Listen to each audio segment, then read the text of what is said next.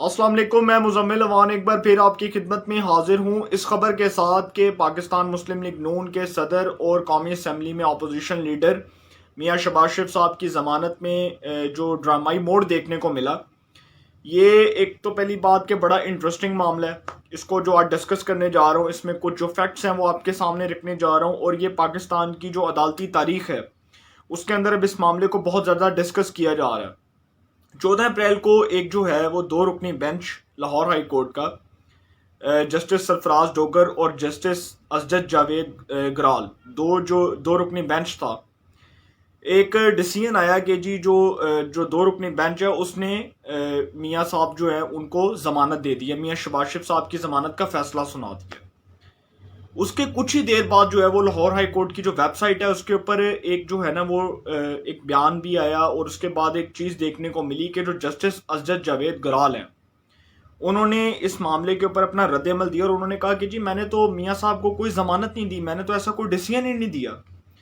और इस डिसीजन से ये साबित हुआ कि ये जो दो रुकनी बेंच था, जो 14 अप्रैल को फैसला आया था लाहौर हाई कोर्ट से मियाँ शहबाज शरीफ साहब की ज़मानत का, वो जो डिसीजन था उसके ऊपर ये पता चला कि जो दो रुकनी बेंच है उसमें इख्तलाफ है। एक जज जो हैं वो ज़मानत के हक में है और एक जज जो हैं वो उसके खिलाफ हैं। एक जज साहब चाहते हैं कि जी उनको ज़मानत ना दी जाए। ज़ाहिर सी बात है, जजेस के अंदर जो इख्तलाफ है वो एक कानून के नुक्ता नज़र से उनके अंदर जो इख्तलाफ राय है उसके ऊपर तो हम डिबेट नहीं कर सकते, क्योंकि जजेस का जो इख्तलाफ राय है वो कानून के मुताबिक है। और एक जो जज है वो अपने फैसले का पाबंद होता है, वो किसी जज को डिक्टेशन नहीं देता, वो किसी जज की जो है वो डिक्टेशन के ऊपर अमल पैरा नहीं होता। तो जो जस्टिस असजद जावेद गराल है, बड़े ऑनरेबल जज हैं लाहौर हाई कोर्ट के, उनका जो डिसीजन है उसको एक कदर की निगाह से देखा जाता है। और जो जस्टिस सरफराज डोगर साहब ने जो डिसीजन दिया था, उन्होंने ये डिसीजन दिया था कि शहबाज शरीफ साहब जो है उनको ज़मानत दी जाए। तब भी यही फैसला था कि जो 50-50 लाख रुपए के जो ज़मानती में चल के हैं उसके अब जो है वो इनकी ज़मानत मंजूर की जाए। इसके बाद जी ये जो अभी कुछ दिन पहले फैसला आया है, ये फैसला जो है वो इस तनाजुर में आया कि जस्टिस कासिम खान साहब जो लाहौर हाई कोर्ट के जो चीफ जस्टिस हैं, उन्होंने जब ये देखा कि दो रुकनी बेंच में इख्तलाफ है, ये जो 14 अप्रैल को फैसला आया था, जो दो रुकनी बेंच का फैसला आया था, उसके बाद जब उन्होंने देखा कि दो रुकनी बेंच के अंदर इख्तलाफ है, एक जज जो है वो जमानत के हक में है, एक जज जो है वो जमानत के खिलाफ हैं,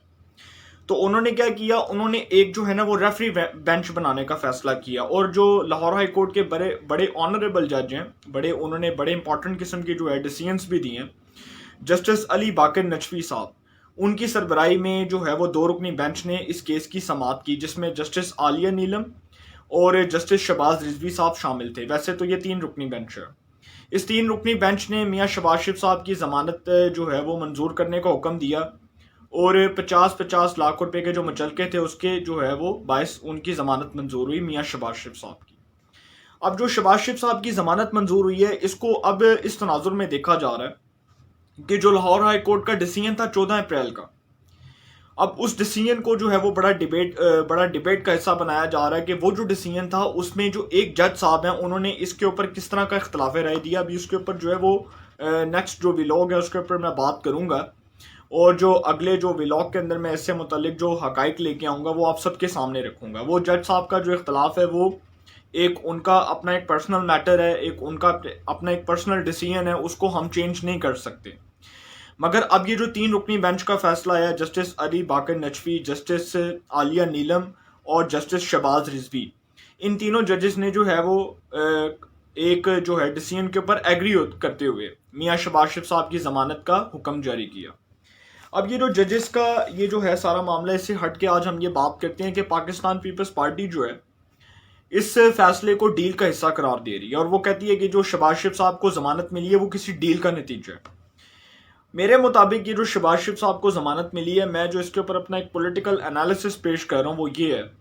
कि शहबाज शरीफ साहब की जो ज़मानत है वो किसी डील का नतीजा नहीं है। वो इस लिहाज से क्योंकि शहबाज शरीफ साहब जो हैं, अगर उन्होंने डील करनी होती तो 2018 के इंतखाबात में वो जो हमारे व्हाट्सएप सहाफ़ी हैं जिनको तफसीलात मौसूल हुई और जो बड़ी रिडिकुलस किस्म की जो सहाफ़त करते हैं, बड़ी घटिया किस्म की सहाफ़त करते हैं, उनका मैं नाम नहीं लेना चाहता, उन सहाफ़ियों ने भी इस तरह की कुछ खबरें फैलाई थी कि जी शहबाज शरीफ साहब जो हैं वो वज़ीर आज़म बन जाएंगे, उनको इतनी सीटें मिल जाएंगी, नवाज शरीफ की नाअहली के बाद ये फैसला होने जा रहा है, اور ملک کی اسٹیبلشمنٹ کے اوپر جو ہمارا جو بڑا قابل احترام انسٹیٹیوشن ہے اس کے اوپر الزام لگایا گیا کہ جو شہباز شریف صاحب ہیں ان کے اسٹیبلشمنٹ کے ساتھ جو ہے وہ بیک ڈور رابطے ہیں اور وہ اقتدار میں آ جائیں گے. یہ جو اس طرح کے لوگ ہیں جنہوں نے صحافت کو اس حد تک بدنام کر دیا ہے کہ آج جو یہ جو واٹس ایپ صحافی ہیں جن کو واٹس ایپ کے اوپر تفصیلات موصول ہوتی ہیں، ان کا دل کرتا ہے جو دل کرتا ہے آ کے منہ اٹھا کے اس فیصلے کے اوپر بات کر لی، اس فیصلے کے اوپر اپنا غلط تجزیہ پیش کر لیا. کوئی ان کے پاس حقائق نہیں ہے، کوئی فیکٹس نہیں ہے، کوئی یہ جو ہے وہ حقائق کو سامنے رکھ کے بات نہیں کرتے، بالکل جو ہے وہ حقائق سے جو ہے وہ برعکس بات کرتے ہیں. تو اس طرح کا جو انالیسز ہے وہ کچھ صحافیوں نے پیش کیا، اور اس کے بعد بھی کچھ صحافی جو ہیں جن کو واٹس ایپ پہ میسیجز موصول ہوتے ہیں اور وہ سب کو اس بات کا علم ہے کہ ان کو کہاں سے جو ہے وہ میسیجز موصول ہوتے ہیں واٹس ایپ کے اوپر.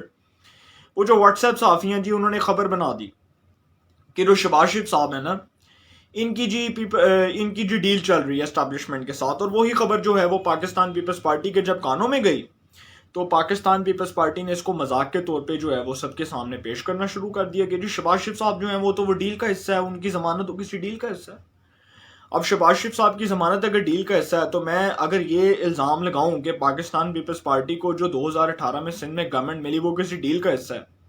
تو میں کسی سالڈ ایویڈنس کی بیس کے اوپر جب الزام لگاؤں گا تو اس کو کوئی سنے گا بھی، اس کو کوئی تسلیم بھی کرے گا. اگر میں حقائق قوم کے سامنے رکھوں گا، ایویڈنس، سالڈ ایویڈنس پروف کے ساتھ جو ہے وہ قوم کے سامنے رکھوں گا تو لوگ اس کو تسلیم کریں گے. جب میں گھٹیا قسم کے الزامات لگاؤں گا، جب میں ریڈیکولس قسم کی جو ہے وہ جرنلزم کروں گا، یلو جرنلزم کو فروغ دوں گا، تو کون سا بندہ میری بات کو تسلیم کرے گا؟ کون سا بندہ جو ہے وہ میری بات کو جو ہے وہ میری بات سے ایگری کرے گا؟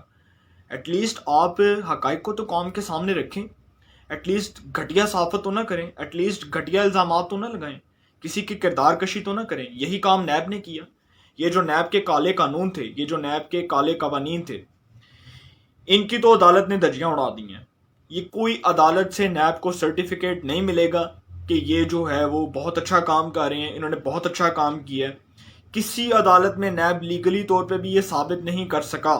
کہ ہم نے سیاستدان سے اربوں روپے کی ریکوری کی، ہم نے اس پولیٹیکل پارٹی کے خلاف کیس فائل کیا تھا، اس سے ہم نے اتنے روپے جو ہے وہ ریکور کروائے، اس سیاستدان سے، اس منسٹر سے، اس فیڈرل منسٹر سے، اس پروونشل منسٹر سے ہم نے اتنا پیسہ نکلوایا. کچھ ثابت نہیں کر سکا نیب. کوئی ایک ایویڈنس جو ہے وہ نیب کے پاس نہیں ہے. اس وقت جو ہے وہ نیب جیسا ادارہ اس لیے کرٹیسزم کی زد میں ہے کہ جب عدالت میں یہ ثابت کرنے جاتے ہیں ان کے پروسیکیوٹرز، ان کے جو ہے وہ ٹیم ممبرز،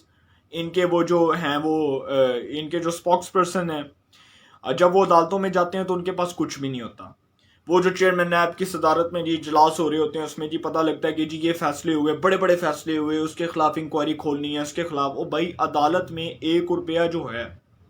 اس کی 1 روپے کی ریکوری کا الزام نیب نے لیگلی طور پہ یہ ثابت کیا ہو کہ سیاستدان سے ہم نے 1 روپیہ جو ہے ریکور کروایا، کچھ بھی ثابت نہیں کیا. اگلی بات کرتے ہیں.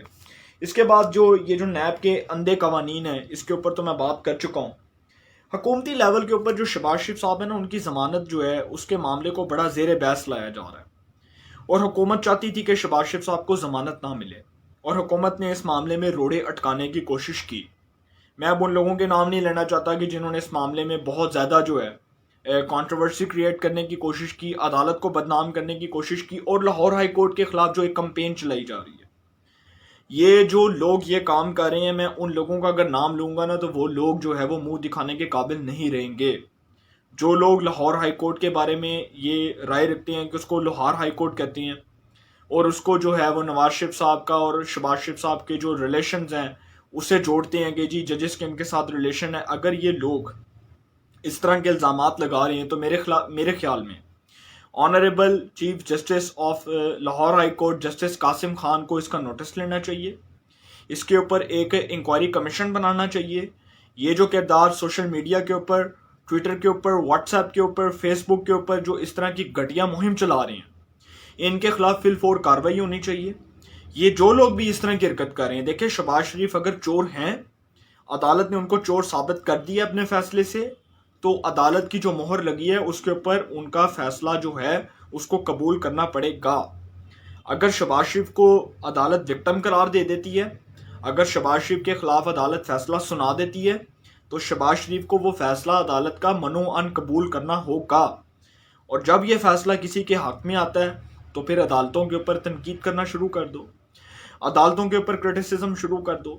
عدالتوں کے جو ہے وہ قوانین کی دھجیاں اڑا دو، عدالتوں کے فیصلوں کی نظیر کی دھجیاں اڑا دو۔ یہ کہاں پہ لکھا ہوا ہے؟ یہ کس ملک میں ہوتا ہے؟ یہ کس ملک کی جو ہے وہ عدلیہ کے ساتھ جو ہے اس طرح کا سلوک، اس طرح کا برتاؤ جو ہے وہ کیا جاتا ہے؟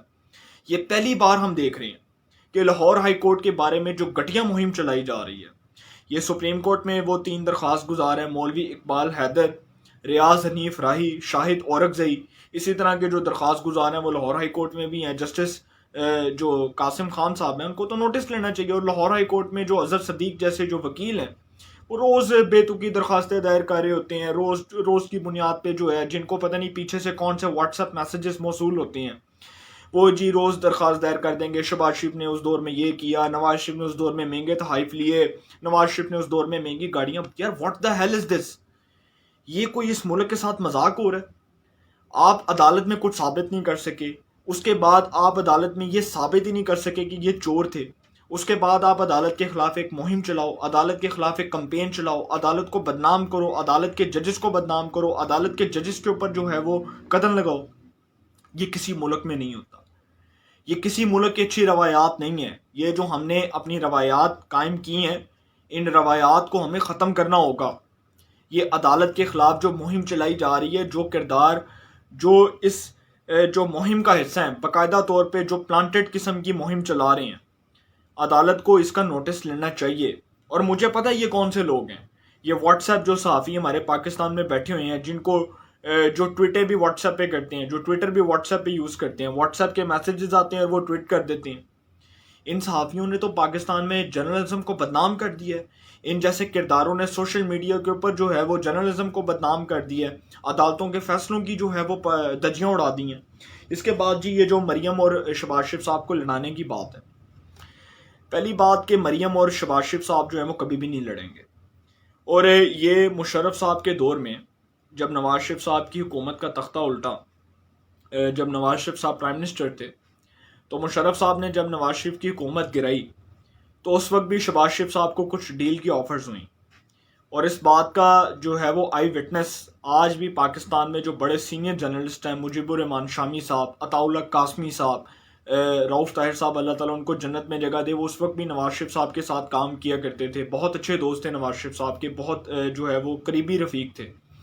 اس طرح کے جو جرنلسٹ ہیں، جو مین سٹریم میڈیا کے بہت جو ہے وہ پرومیننٹ قسم کے جرنلسٹ ہیں، عارف نظامی صاحب، آپ آج بھی وہ حیات ہیں، اس دنیا میں ہیں، مجیب الرحمان شامی صاحب، عارف نظامی صاحب، عطاء اللہ قاسمی صاحب، آپ آج جا کے ان سے پوچھ لیں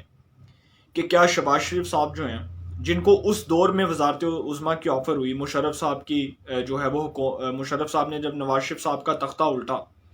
تو اس وقت بھی شہباز شریف صاحب نے نواز شریف صاحب کے ساتھ غداری نہیں کی، اس وقت بھی وہ جلا وطنی کے لیے نواز شریف صاحب کے ساتھ گئے، سعودی عرب گئے۔ اگر وہ چاہتے تو نواز شریف سے غداری کر کے وہ اقتدار کو طول دے دیتے، وہ اپنے آپ کو جو ہے as a prime minister, as a chief minister لے آتے، تب شہباز شریف نے کوئی غداری نہیں کی۔ اس کے بعد نواز شریف صاحب کی نااہلی کے بعد میں اس بات کا وٹنس ہوں، میں اس بات کا گواہ ہوں، اور میرے پاس وہ میسیجز جو ہے وہ اس میسیجز کے میرے پاس سکرین شاٹ بھی موجود ہیں، اگر آپ کہیں گے تو میں آپ کو دکھا بھی دوں گا۔ وہ جو شہباز شریف صاحب کو میسیجز آئے کہ جی آپ جو ہے وزارت عظمیٰ لے لیں، آپ وزارت عظمیٰ قبول کر لیں، آپ وزیر اعظم بن جائیں، اور 2018 کے جو انتخابات ہیں اس میں بھی آپ کو وزیر اعظم بنوا دیا جائے گا۔ اگر وہ چیزیں غلط تھیں تو آج یہ جو سب کچھ ہو رہا ہے، یہ جو سارا کچھ عوام اپنی آنکھوں سے دیکھ رہی ہے، کیا آج یہ غلط ہو رہا ہے؟ یہ جو بڑے بڑے الزامات لگاتے ہیں، یہ جو بڑی بڑی کردار کشی کرتے ہیں، پگڑیاں اچھالتے ہیں، یہ شہباز شریف صاحب کو اس دور میں، مشرف کے دور میں بھائی آفر ہوئی۔ یہ نواز شریف صاحب کی گورنمنٹ جب نواز شریف صاحب کو سپریم کورٹ آف پاکستان نے ڈسکوالیفائی کیا پیناما کے کیس میں، بڑا سپریم کورٹ آف پاکستان کا بڑا تاریخی فیصلہ ہے، اور عدالت نے جو فیصلہ دیا اس کو قبول کرنا چاہیے، اس کے اوپر رٹ نہیں لگانی چاہیے کہ ہمیں عدالت کے فیصلے قبول نہیں ہیں۔ شہباز شریف صاحب کو اس وقت وزارت عظمیٰ کی آفر کی گئی اور انہوں نے اس وزارت عظمیٰ کی آفر کو ٹھکرایا۔ انہوں نے کہا کہ میں وزیر اعظم نہیں بننا چاہتا، کسی غیر آئینی طریقے سے، کسی غیر جمہوری طریقے سے میں اقتدار میں نہیں آنا چاہتا۔ 2018 میں بھی ان کی یہی سٹیٹمنٹ تھی۔ تو یہ جو شہباز شریف کو اور مریم کو لڑوا رہے ہیں، میرے خیال میں تو ان کو کچھ نہیں ملے گا۔ یہ وہی صحافی ہیں جو سارا دن بیٹھ کے کہتے ہیں کہ جی مریم لڑ پڑی، شباز شریف لڑ پڑا، بیٹا نہیں ملا، بیٹی نہیں ملی، عدالت میں نہیں گئے۔ او بھائی، ان کے خاندان کو جتنا پرانا میں جانتا ہوں، میرے خیال میں جو میرے آباء و اجداد جانتے ہوں گے، میرے خیال میں جو ہمارے بزرگ جانتے ہوں گے، یہ دونوں بھائی آج تک نہیں لڑے۔ ان کی اولادیں جو ہیں وہ ایک دوسرے کے ساتھ ہو سکتا ہے کسی بات پہ اختلاف ہو، لیکن شباز شریف صاحب جو ہیں وہ مریم صاحبہ کو اپنی بیٹی سمجھتے ہیں، ان کو اپنی صاحبزادی کا درجہ دیتے ہیں، ان کے سر پہ ہاتھ رکھتے ہیں، ان کو جو ہے وہ پیار کرتے ہیں۔ یہ جو لوگ لڑوانا چاہتے ہیں وہ ایک الگ بات ہے، ان کی کوئی ایسی سوچ ہو سکتی ہے، وہ لڑوا سکتی ہے، اور ہو سکتا ہے انہوں نے کوئی پلان بنایا ہو، اس طرح کا کوئی پلان بنا کے انہوں نے اس کو اچیو کرنے کی کوشش کی ہو۔ مگر میرے خیال میں یہ جو ساری باتیں ہیں یہ بالکل حقائق سے برعکس ہیں۔ نہ تو شباز شریف صاحب جو ہے وہ مریم سے لڑے، نہ ہی مریم شباز شریف صاحب سے لڑی۔ اس خاندان کے اندر جتنا پیار اور محبت ہے،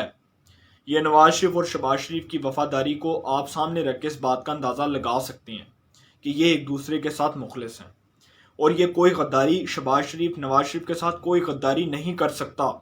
نواز شریف کے فیصلوں کا پابند ہے شباز شریف، جو وہ فیصلہ کرے گا نواز شریف وہی فیصلہ شباز شریف قبول کرے گا۔ تو یہ لڑوانے والے جو لوگ ہیں ان کو بڑی مایوسی ہوگی۔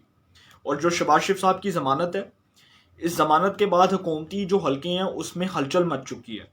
وہ اس لحاظ سے کیونکہ جہانگیر ترین صاحب نے شباز شریف صاحب سے رابطے کرنے کی کوشش کی ہے، اور اس حوالے سے جو ہمارے بڑے سینئر جرنلسٹ ہیں انہوں نے اس خبر کی تصدیق بھی کر دی ہے۔ یہ خبر جو ہے اس کو ویریفائی کر دیا گیا کہ شباز شریف صاحب اور جہانگیر ترین صاحب جو ہیں ان کی آپس میں ہو سکتا ہے کہ بہت جلد جو ہے ملاقات ہو جائے۔ کچھ لوگ تو کہتے ہیں کہ ان کی ملاقات ہو چکی ہے، اور حکومتی جو حلقے ہیں اس کو پنجاب کے لیے خطرہ قرار دے رہے ہیں جو شباز شریف صاحب کی ضمانت ہے، کیونکہ شباز شریف صاحب نے جو ہے وہ 2008 کے اندر مسلم لیگ کاف جب پنجاب اسمبلی میں تھی تو اس وقت ان کے اندر جو ہے وہ فارورڈ بلاک بنا دیا تھا اسمبلی کے اندر ہی،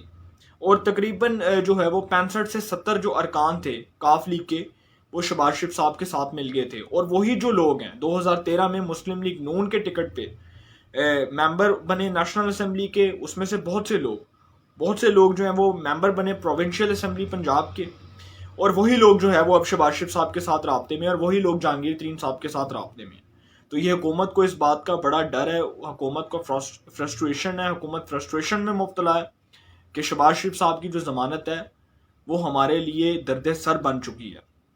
اور وہ ہمارے لیے کسی بڑے معجزے سے کم نہیں ہے۔ اور اس کے جو آفٹر شاکس ہیں وہ آپ کو آنے والے دنوں میں دیکھنے کو ملیں گے۔ آنے والے دنوں میں بڑی انٹرسٹنگ ڈیولپمنٹس ہوں گی، اور جو پاکستان کی جو سیاست ہے اس کا نقشہ آنے والے دنوں میں بدلنے جا رہا ہے۔ تو انشاءاللہ پھر ملاقات ہوگی۔ اپنا بہت خیال رکھیے گا۔ اللہ تعالیٰ سب کو خوش رکھے، ملک پاکستان پہ اپنا خاص کرم فرمائے۔